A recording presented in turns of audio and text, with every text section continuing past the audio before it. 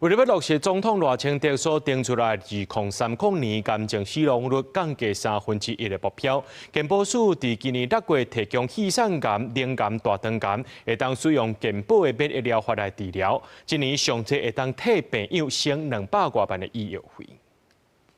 去年12月都已经离开了，之前也有申请说这个免疫疗法。 可是就是排不到。讲到亲人的治疗过程，伊也是感觉真遗憾。伊讲，伫咧去年为着要替亲人申请健保的免疫疗法，需要过真侪关，因爱先做基因检测，看敢有符合资格，刷落来该排队等主管。伊的家属就伫咧等待过程当中过身啊。你要做免疫疗法，一定要先做基因检测。那在检测以后呢，又有一个问题出来了，你要排队啊，你排不到就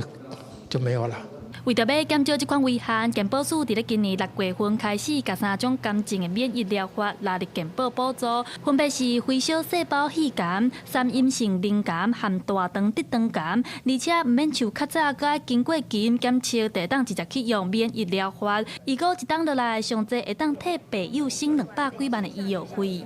我想这样等于就是让我们所有的肺腺癌的病人的照顾。